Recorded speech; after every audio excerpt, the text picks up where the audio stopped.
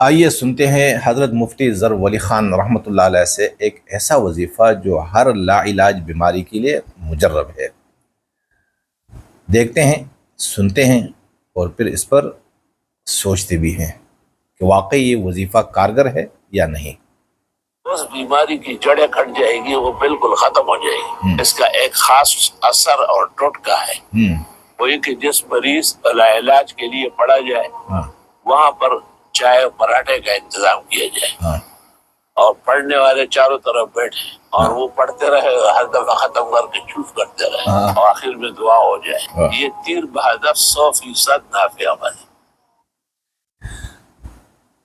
حضرت مفتی ظفر ولی خان رحمۃ اللہ علیہ لا علاج مریضوں کو ان کی بیماریوں کے علاج کے لیے ایک وظیفہ بتاتے ہیں، اور یہ وظیفہ ان کے بقول تیر بہدف ہے۔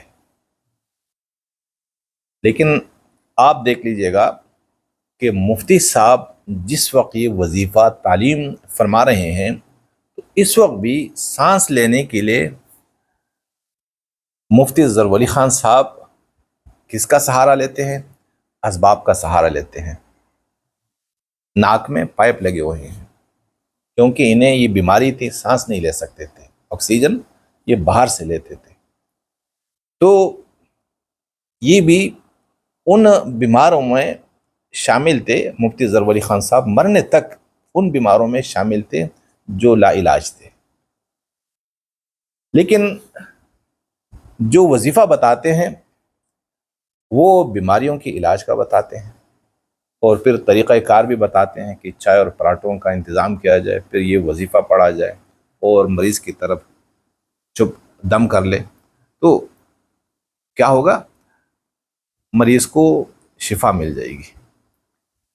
اب سوال میرا یہ ہے کہ حضرت اگر واقعی آپ کا بتایا ہوا وظیفہ اتنا تیر بہدف ہے اور اتنا کارگر ہے، اتنا مجرب ہے، تو مرنے تک آپ کیوں اس مہلک بیماری میں مبتلا رہے؟ کیا آپ کو یہ بیماری پسند تھی؟ یہ بیماری آپ کی پسندیدہ بیماری تھی؟ کیا آپ شفا نہیں چاہ رہے تھے؟ کیا ہم نے نہیں سنا کہ آپ دوسروں کو بتاتے تھے، دوسروں سے کہتے تھے کہ میرے لیے دعا کیجیے گا؟ تو جب آپ اپنی بیماری کے لیے یہ وظیفہ استعمال نہیں کرتے، اور یہ وظیفہ جب آپ کو کوئی شفا نہیں دے سکتا، جب آپ کے کام نہیں آتا، تو بتا دیجئے گا کہ اور کس کے کام آ سکے گا؟ یہ ہو گیا قول اور فعل میں تضاد۔ یہ پیروں اور مولیوں کا ایک فریب ہے جس میں یہ امت کو رکھتے ہیں کہ بھائی جو ہماری امت ہے وہ منتر کی پیچھے پڑی رہے اور حقائق کی تلاش سے غافل رہے۔ خود مفتی صاحب نے کیا کیا؟ اسباب کا سہارا لیا اور دوسروں کو وظیفہ بتاتے ہیں۔ تو یہ ہے حقیقت وظیفوں کی۔ اس لیے میں سارے مسلمانوں سے کہتا ہوں کہ میرے بھائیوں، جو پیر، جو مولوی آپ کو غربت کے خاتمے کے لیے، روزگار ملنے کے لیے، منگنی اور شادیوں کے لیے، پسندیدہ محبوبہ کو قدموں میں گھرانے کے لیے، اور اسی طرح ہر بیماری کے علاج کے لیے جو بھی وظیفہ بتاتے ہیں، یہاں تک کہ اپنی حفاظت کے لیے بھی جو آپ کو وظائف بتائے جا رہے ہیں، ان میں کوئی جان نہیں ہے۔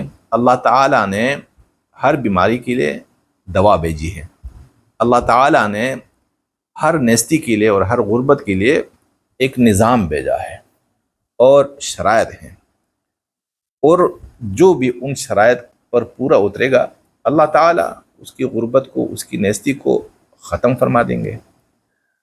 اور جو بھی اپنی بیماری سے لڑے گا اور اللہ کے پیدا کیے ہوئے اسباب کو اختیار کرے گا، تو اگر اس کی موت نہیں آئی ہے، اللہ تعالیٰ اس کو شفا ضرور عطا فرمائیں گے۔ اگر اس طرح کے وظائف میں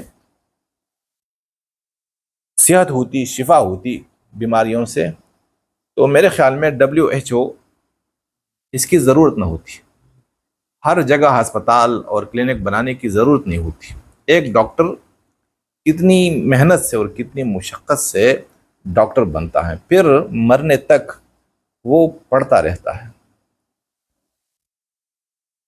تب جا کے اس کا بتایا ہوا نسخہ مریض کے کام آتا ہے۔ لیکن آپ کیا تعلیم فرما رہے ہیں کہ بھائی ڈاکٹروں کے پاس جانے کی ضرورت نہیں ہے، بس میں نے جو وظیفہ بتایا یہ وظیفہ ہے، لیکن خود اپنے لیے نہیں ہے۔ تو جتنے پیر ہیں، جتنے مولوی ہیں، ان کے وظائف میں کوئی جان نہیں ہے، ان کے وظائف پر کوئی یقین نہ کیجیے گا۔ محنت اور اسباب کو اختیار کر دینا یہ سنت ہے، اور یہ اللہ تعالیٰ کا حکم بھی ہے۔